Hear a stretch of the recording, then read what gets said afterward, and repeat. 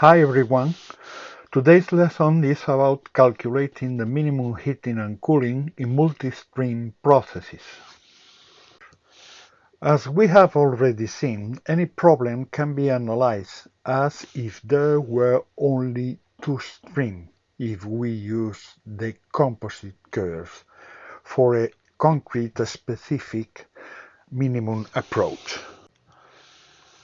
Like we have seen for the two-stream problem, the maximum overlap indicates the maximum heat recovery, this extension in duty or enthalpy flow.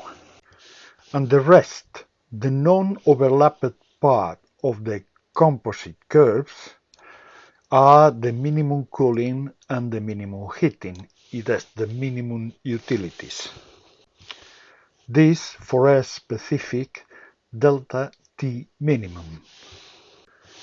And remember, as the heat that goes out the hot streams is the same that arrives to the cold stream, the energy savings is equal in both heating and cooling.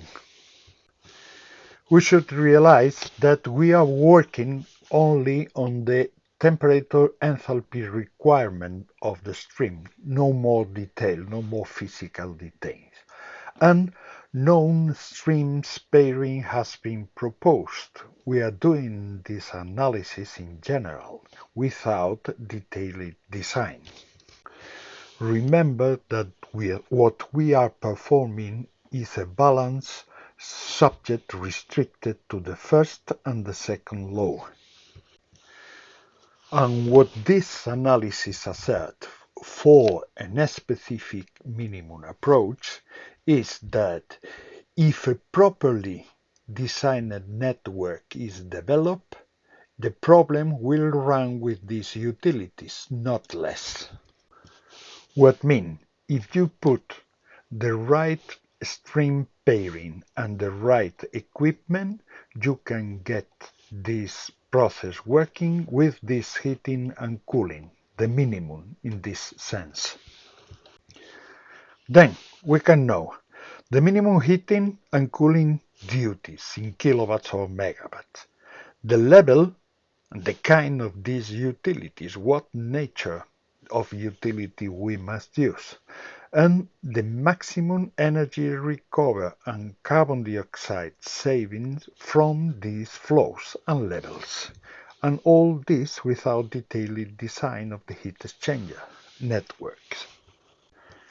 Apart from these results, we can use the combined composite curves as a good tool for utility design.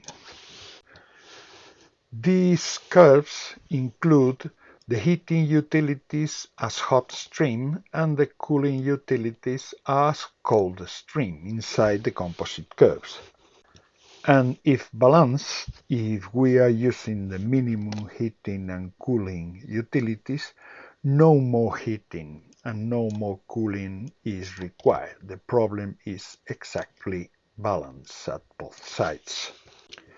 Using this diagram, we can have hint about the design of heat exchanger, as for example, what stream must go with some other stream, even if inside the composite curves.